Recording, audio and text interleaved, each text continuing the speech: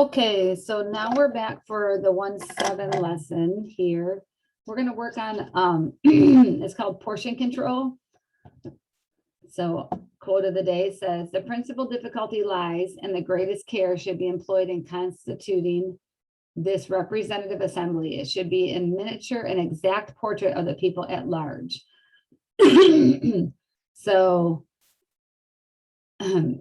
let's say we go to an 8 a.m. class, okay? And it says, Mrs. Main brought 4 dozen donuts. I do love to bring treats, so it's not a good thing that we're on the Zoom. My in-person students, I used to bring treats all the time. So let's say I brought 4 dozen donuts and there's 24 people in class. How can she fairly distribute them? So that means 4 dozen, right, is how many donuts? There's 12 in a dozen. So I would have 48 donuts to share, right? Amongst 24 people. So it looks like we each get 2 donuts, which is awesome. So this is an exact apportionment. Apportionment means that we're sharing a group of things evenly amongst people. Okay. But it says, what if some people are entitled to more donuts for one reason or another? And what if the number of donuts or students doesn't evenly divide into the number of donuts? That happens. So it says, if you had to, of course, you could cut the donuts into pieces, but what if you're trying to fairly dole out computers to schools, cars to police stations, or sonogram machines to hospitals? Half of a computer won't do anyone any good. So these items are called indivisible, okay, because they can't be divided into smaller pieces. So we're going to talk about apportionment in this whole lesson here. Okay, so let's go down to the bottom. This is where we kind of start describing what we're doing in this particular lesson. So the most common example of apportionment, as we'll see where the study came from in the first place, is the United States Congress. There are 100 senators in 50 states, so 2 senators per state.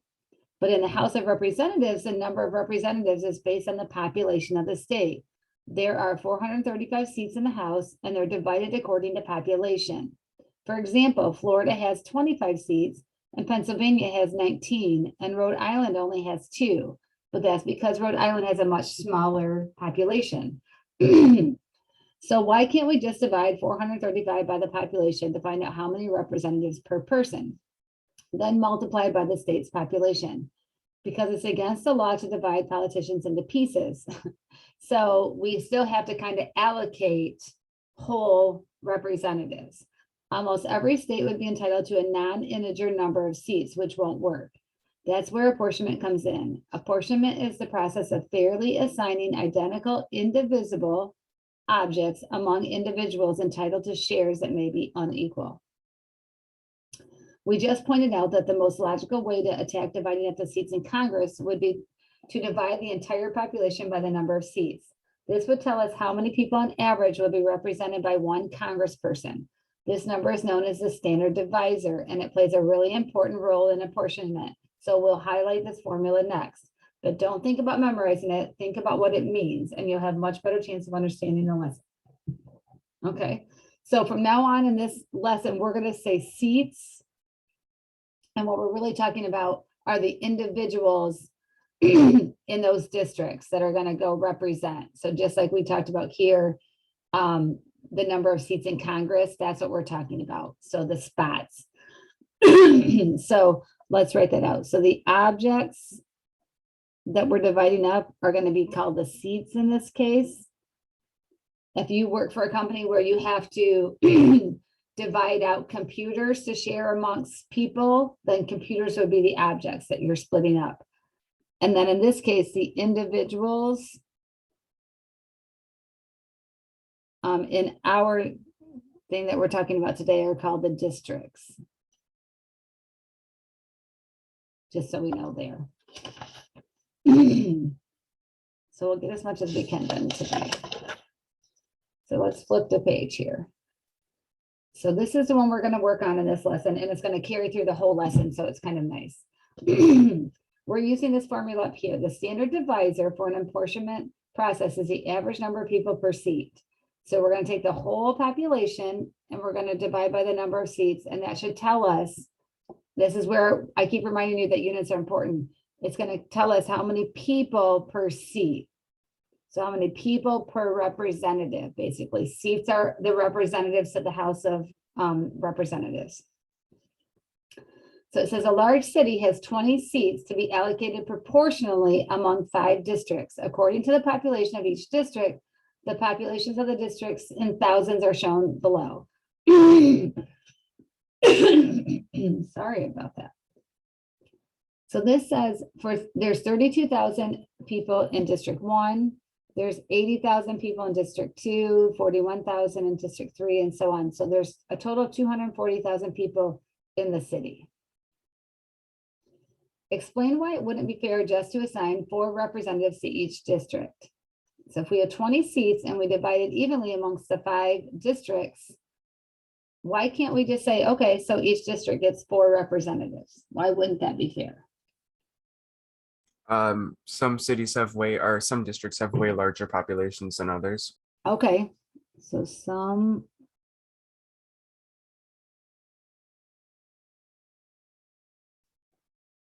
districts have much larger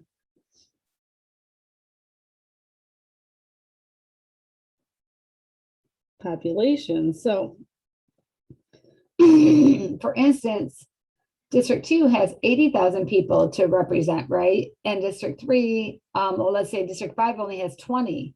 So because you have more people to represent, you should have more representatives sharing that voice. Does that make sense? So it says, find the standard divisor for this apportionment and briefly describe what it means. So I'm going to give you a hint. This is the lesson check for 1-7. So the standard divisor is the total population. So our total population is 240, but we have to put it in thousands because our units are in thousands, it says right here, divided by the number of seats. And we said there were 20 seats to share.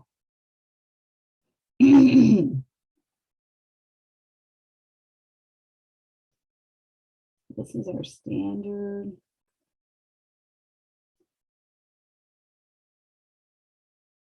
divisor. So what does this come up to be?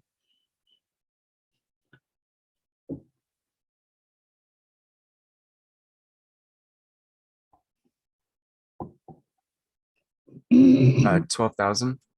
12,000.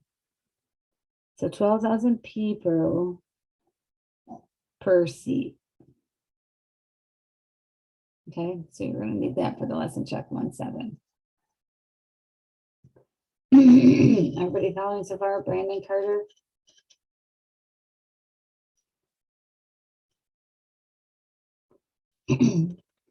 So it says, notice that District 2 has exactly 1/3 of the population. It would seem perfectly reasonable then for that district to get 1/3 of the seats. Why won't District 2 get exactly 1/3 of the seats?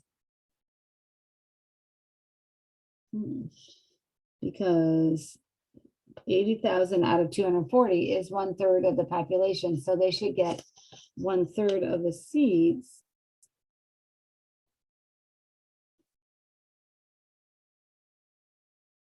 Would be, how many seats would they give them?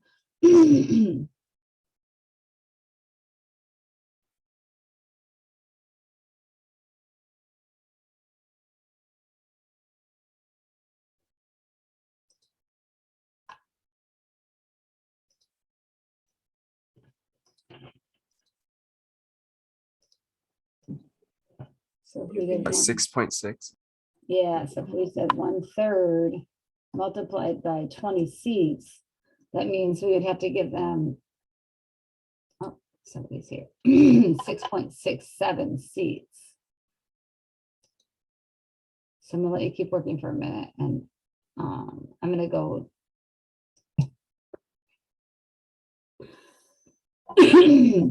So why can't we have 6.67 seats? Because it's not whole. Okay, so it's not a whole integer, right? And we can't break about a person. So we can't say, oh, 6 people get to represent that population, and then I need 0.6 of a person. Anyone? Can't do that, right? So can't have part of a seat. Okay. Excuse me. So if we go to page 109, we're looking at standard divisor a little bit.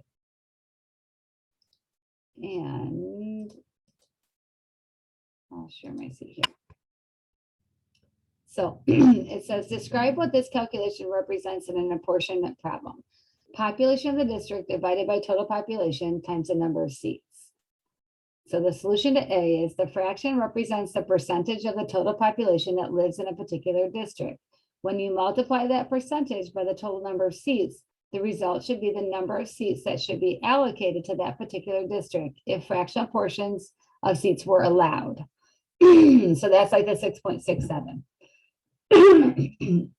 Now B says simplify the fraction. Population of district divided by standard deviation. What can we conclude? Standard divisor. So if we multiply that out, it says population of district over standard divisor. So we have the population of the district, and then the other way to write standard divisor is this fraction here. Total population divided by total number of seats. So now we have a number divided by a fraction. So we're going to go back to how we divide fractions. So population of district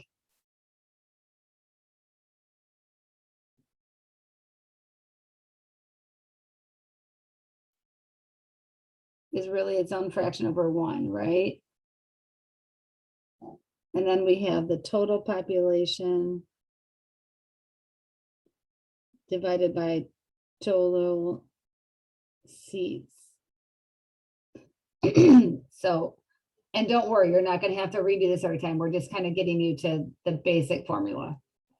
So when we have a fraction divided by a fraction, we call it KFC. Keep it, flip it, change it. So we're going to keep the first one, which is right here, population of district over 1. And then we're going to flip the second fraction. So it's going to be total of seats on top, which is right here, and total of population on bottom. And then we can go ahead and multiply. So we have population times total number of seats over 1 times the total population. So essentially, we're getting back to our original, which we had in A.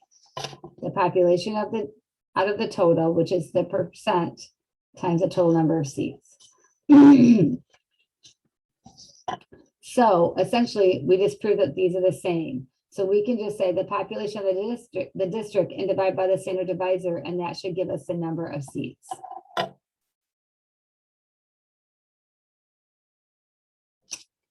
So let's work through, I think when we work through the problems, it becomes a little bit more clear. Perform the calculation in part B of the solved example for District 3 in our example problem. Then write a description of what the result of the calculation tells you. So we're going to do population of district divided by the standard divisor. So let's just write it up. Population of District 3, they wanted us to do, divided by the standard divisor.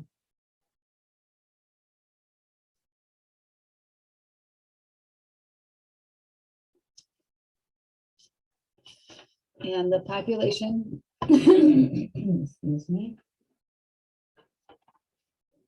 the population of District 3 was I don't have it right here. What did I do with it? Is it 41,000? Yes. 41,000. So 41,000 is the population of District 3, and the standard divisor was 12,000 people per representative.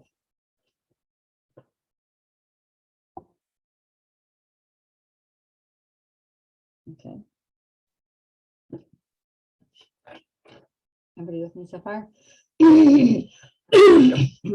And so what would that come out to be? 41,000 divided by 12,000.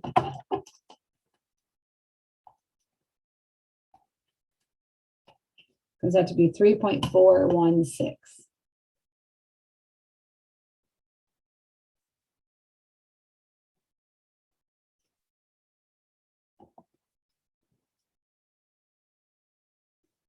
So it says, then write a description of what the result of the calculation tells you.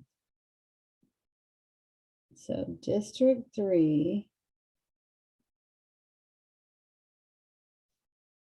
would be allocated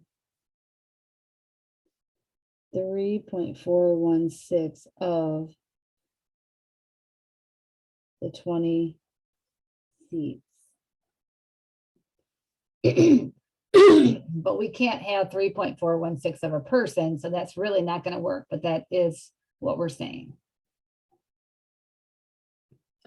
So it says to summarize the formula from question 4, which is a percentage of the total population that lives in a given district, multiplied by the total number of seats, is the theoretical number of seats that each district would get if it were possible to hand out fractional portions of seats. We can call this number the standard quota. So,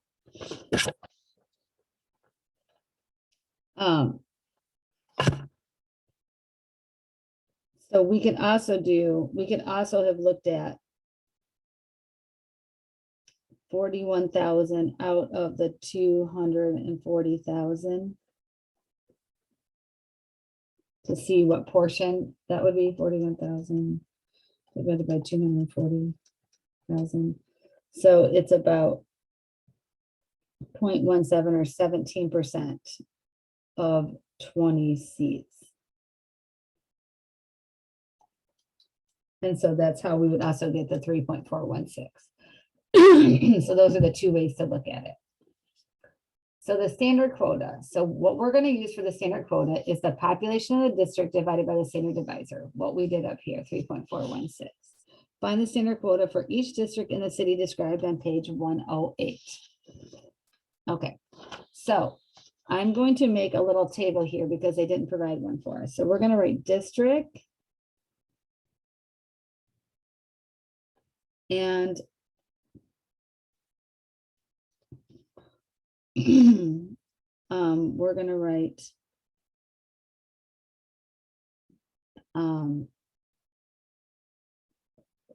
population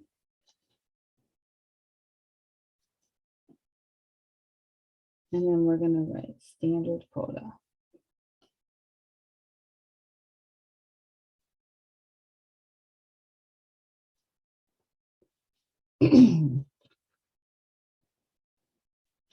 And there are 5 districts, right? 1, 2, 3, 4, and 5. And their populations, well, we know District 3 was 41,000. District 2, I think, was 80,000. District 5 was 20,000. 67 and 32. Okay, this one was 32,000 and 67,000. Is everybody following so far? Yes. Brandon and Carter, are you guys doing okay? Yep. So we're taking the population of the district and we're going to divide by the standard divisor. That's what we're doing. So the standard quota is going to be 32,000 divided by 12,000. So each of them, we're going to take their population and divide by 12,000. And so this first one comes out to be, and we're going to go to 2 decimal places. So just trust me on that, 2.67. Okay. I'm going to flip to decimals for a minute, just so I can do them all in there for you to see. And let's make sure I am, yep, recording. Okay. So I'm going to make a little table with all of our populations. There's 32,000, 80,000,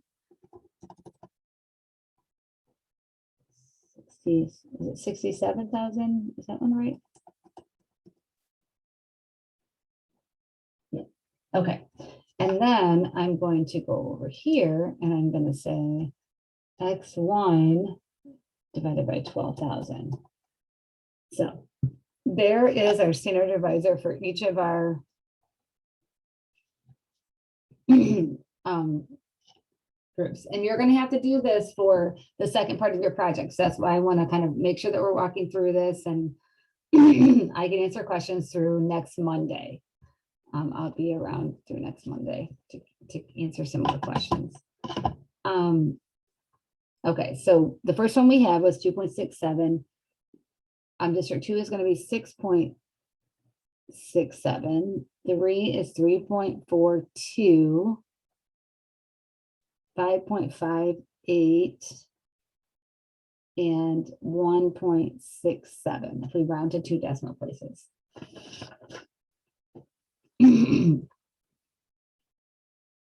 Everybody following on that? I'm going to go back and share my paper so you can see what I wrote. So this is the little table that I started. So these are the number of seats. If we could actually give part of a person, this is how we would do it.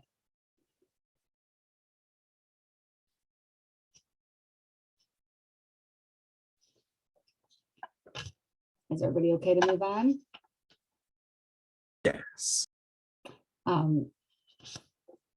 If you can always give me at the bottom of your Zoom screen, you should be able to do a reaction. So you can always give me a thumbs up if you're ready, or tell me no, not ready. I'm good. Brandon's okay. So the first way, because we actually, now we have to decide, right? We have to decide, are we going to give District 1 only 2 people or 3 people? Because I can't give them 2.67. So we have to have a way to fairly decide who gets to round up and get more seats and who has to round down and get fewer. So if we go to page 111, it says, now that we know how to almost find the number of seats that should go to each district, besides the fractional or decimal parts, the rest of the study of apportionment is about deciding if each district's number of seats should come from rounding its standard quota up to the next bigger number or down. Okay, so that's pretty much the rest of the lesson, is we're going to have a couple of different options on how to do this. So rounding of the standard quotas you calculated in question 5 to the nearest whole number. So we're going to use our regular rounding.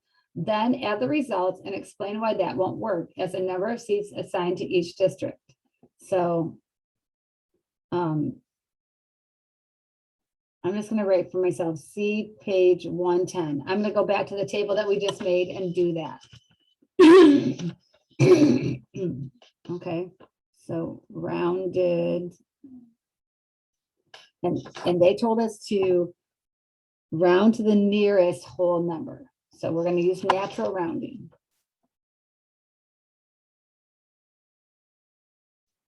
So this one would round up to 3. This one would round up to 7. This one would round down, right? Because 0.4 is less than 0.5. So this would round down to 3.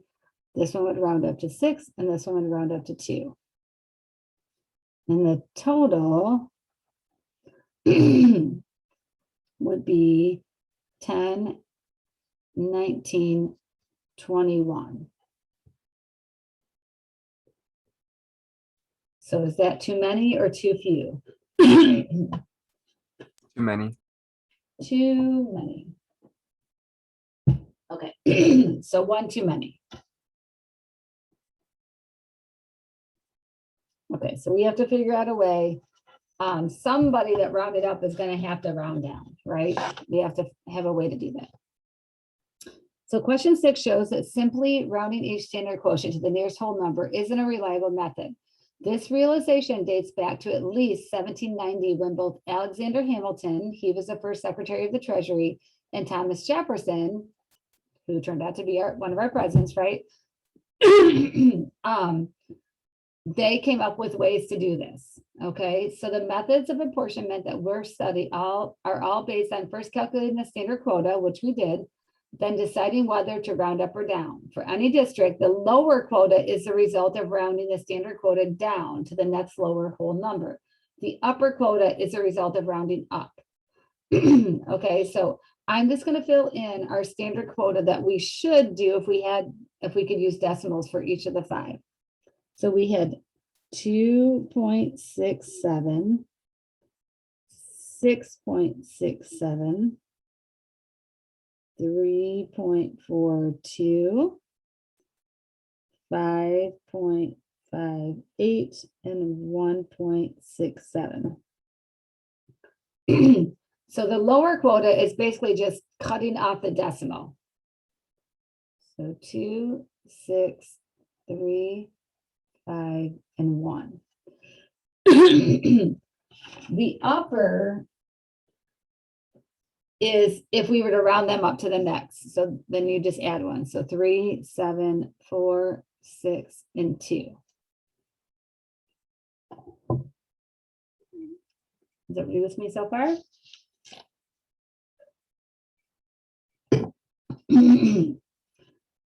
So we know surely rounding them all up doesn't work because one of them did naturally round down District 3. So this, if you add up the uppers, we get 22. So we can just write total would be 22. And if we rounded them all down, that would be 9, 10, 11, 16, 17. That'd be 17. So we don't have enough, right? So we know it's somewhere in between. Okay. So page 112. The first method we'll study is Hamilton's method, which was approved by Congress for use in 1791, but was never actually used since President Washington vetoed the bill that introduced it. Okay, use Hamilton's method to apportion the seats for the city described. In completing the table in question 7, you've done most of the work already. Okay, so everything we've done there. So here's Hamilton's method. Make sure that you're following along. It says assign each district the number of seats according to its lower quota. If this adds to the right number, we're done. It doesn't because that was 17. Okay. Number 2 says if it does not, assign extra seats one by one to the districts in descending order of size of the fraction of parts. For example, if 3 districts have standard quotas here, the first extra seat would go to the district with fractional part 0.93 because they're the closest to rounding up. And then the next one would be 0.7 because they're the next closest to rounding up. Okay, so let's just go back to page 111.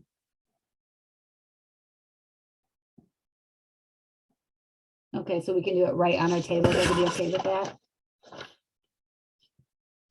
And we're using, this is Hamilton's method. So I'm just going to write here Hamilton's. So Hamilton's method means that we have 17 lower, right? And so that means 4 districts, I meant 3 districts get us to 20. So 3 districts get to round up.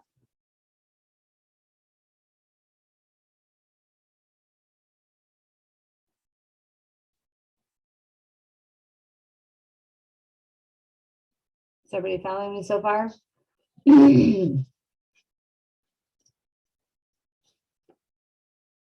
Yes. I'm gonna wait to hear back from everyone. Carter, are you following so far? Okay. So right now we're going with the lowers and then we're going to go start. We got 3 to get divvy out. So who's the first one that gets to round up? Because they have the highest decimal part. It's either 1, 2, or 5, right? Ooh, Would it be 2? that's a good question. And why did you say 1, 2, or 5? There isn't It's clear. now 0.67. Oh, so of course we have a tricky situation, right? Though there isn't one that's the highest decimal part, but you can see that all 3 of these have a 0.67. Luckily, it worked out that there were 3 of them and we have 3 seats. So all 3 of our extra ones go to these 3 here because they have the highest decimal part. So this one is going to round up to the 3. This one's going to round up to the 7. And this one will get rounded up to the 2. The other two have to stay at 3 and 5, which District 3 we already knew because their natural rounding fell down anyway. And then the District 4 has to round down because the other 3 districts have the highest decimal part. So 3 plus 7 plus 3 plus 5 plus 2. So it's going to be 3 plus 7 plus 3 plus 5 plus 2 gets us to 20.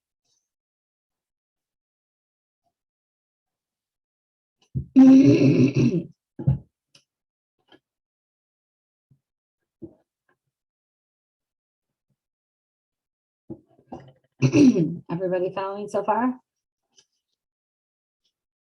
So that is Hamilton's method. Okay, so we are going to learn Jefferson's method. Just so everybody knows, there is a Webster's method, and I don't really spend much time on that. So we're going to go to Jefferson's method. So let's turn to page 113. So it says the apportionment method that was adopted by Congress after Washington's veto in 1792 was designed by Thomas Jefferson. And shockingly, it's called Jefferson's method. It's a bit more complicated than Hamilton's method. It uses what we call a modified divisor. The idea is to make sure that every district gets its lower quota. We know that won't work in general because usually the number of seats will add up to something less than the correct total. In Jefferson's method, we'll make the quotas get bigger by making the standard divisor lower. Remember, the standard quota comes from dividing a district's population by the standard divisor. So if the divisor gets smaller, the quotas get bigger. You'll see what we're going to play with here. So Jefferson's method ends up being a trial and error process. So Jefferson's method here says, assign each district to the number of seats according to the lower quota. Okay, so we've already done that. If this adds to the right number of seats, you're done. Unfortunately, we only added to 17. It says if the sum of the lower quotas is less than the number of seats, choose a modified divisor that is less than the standard divisor. And recalculate the lower quotas. Use this as the apportionment if the lower quotas now add up to the total number of seats. If not, adjust the modified divisor again. Okay, so they're going to guide us. So it says, recall that the standard divisor calculated earlier was 12, rather 12,000, remember? So they're saying, let's lower it. Fill in the following table, in each case, getting the modified quota from dividing a district's population by the modified divisor of 11 or 11,000. Okay, so I'm going to go back to Desmos and I'm going to divide them all by 11,000 now instead of the 12,000 that we did before. Okay, so I'm back in Desmos. I'm going to change that now. Actually, I'm going to create a new one so you can see how this is great. I'm going to create a new column so you can leave the one that we did with the 12,000, but I'm going to do X1 and I'm going to divide by 11,000 this time and see how it changes.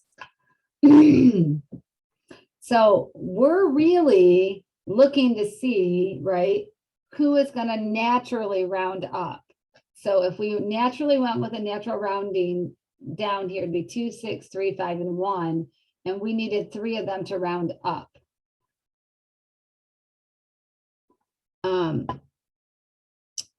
If you get the, well, to round, we need 3 of them to have a higher whole number. So 1 did not, 7 went up, right? 3 stayed the same, 5 went up to 6, and 1. So let's just write this on our paper here. Modified quota. So this would be 2.9. I'm going to say 2.91, 7.27, 3.73, 6.09, and 1.82. I'm going to share my papers again. Okay. So this is our modified quota, and then we're going to use the modified lower. So that means we're just taking the whole number piece. So 2, 7, 3, 6, and 1. And we're going to add them and see if we get to 20. So 7 and 3 is 10, 11, 12, 18, 19. So it says add up the modified lower quota, says this apportionment work, why or why not? We get a total of 19. Not quite. We have one extra still, right? So we still have one extra. Okay. So what does it look like is the next one that's about to bump up? Probably District 1. It looks like District 1 is on the verge, right? So if we lower this, we lowered from 12,000 to 11,000. So if we lower it just a little bit more, it should force this one to bump up to 3. That's what we're hoping happens. So let's see what they tell us to do next. So on page 114 here, it says our next attempt will be to change the divisor we're using. Do you think we should make it bigger or smaller? I kind of gave it away. We think smaller, so that we think District 1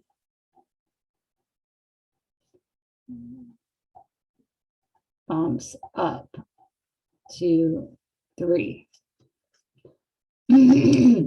So number 5 says try again with a modified divisor of 10.5, which would be 10,500.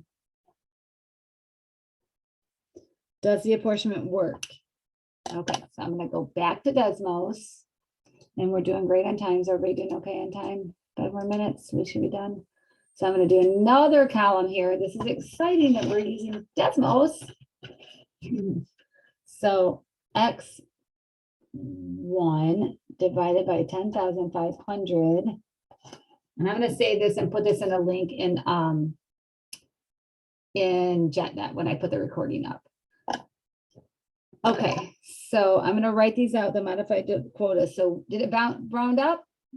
1? Yay, it sure did. 3.05. Hopefully nothing else rounded up that we don't want. So 7.62, 3.9, 6.38, and 1.90. How do we get those?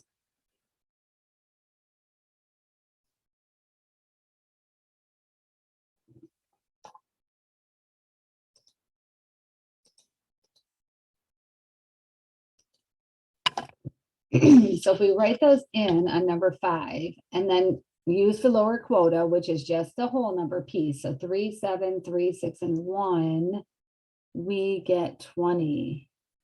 Yay. So had we gone down to 10,000, you know what would have happened? Can anybody guess? District 5 would have bumped up. Yeah, District 5 would have flipped up, and so would District 3. And so we couldn't go all the way down to 10,000. We had to use 10,500. So if we can read in between here, it says Jefferson's method was used in Congress until 1842 when it was replaced with a new method devised by Daniel Webster, a distinguished congressman, senator, and 2-time Secretary of State. Webster's method also uses modified divisors, but it's based on standard rules of rounding rather than lower quotas. So I'm going to briefly show us that one since we have just a minute. So it says we already know from question 6 in the class portion that using standard rounding rules won't work. So let's skip to Webster's method. So using a modified divisor of 12.5, fill in the following table. Remember, you'll be getting the modified rounding quotas by rounding the modified quota using the usual rounding rules. Okay, so it said up here, since we have too many seats, we should try larger. So they go by the upper quota. Okay, so using standard rounding rules. So using the standard rounding rules, we resulted in 21. So remember that back here. So using our natural rounding, we rounded to 21. So that means we have to raise our modified quota so that we round down to 20. So I'm going to go back to Desmos and do 12.5.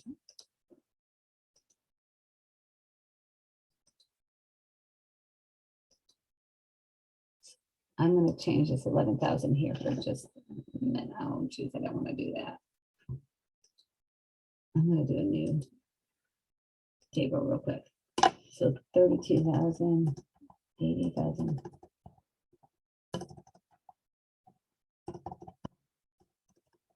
Okay, and then I'm going to go up here and I'm going to say X2 divided by, you said 12,500. Okay, so our modified quotas would be 2.56, 6.43, 0.28, 5.36, and 1.6. Okay. And then it says modified rounded quota using regular rounding. So using natural rounding here. Using natural rounding, this 2.56 will go up because it's natural rounding. This will go down to 6, this will round down to 3, this will round to 5, and this will round to 2. So does that work? 3, 6, 3, 5, and 1. So we got 12, 17, 18, 19. Darn it, not quite. So it says if all went well, you'll find that the number of seats is too low, which means we made the divisor too big. Choose a different modified divisor and try again. So I am going to share real quick that if you change it to, I think we came up with 12.25 in another semester. So if I go here and do X2 divided by 12,250, it does it just right. So 12,250 is the best modified divisor because we get 2.61, 6.53. So that one now rounds up 3.35, 5.47, and 1.63. Again, I'm going to put this link, so don't worry, I'll put this link in our class. So now this rounds to 3 like we want. This now rounds to 7 like we want. 3, 5, and this rounds to 2. So we have 10 and 20.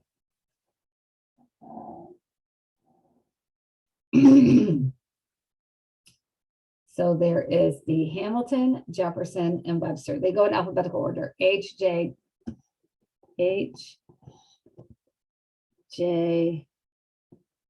and W. Hamilton, Jefferson, and Webster. And Webster is what we've been using for a while.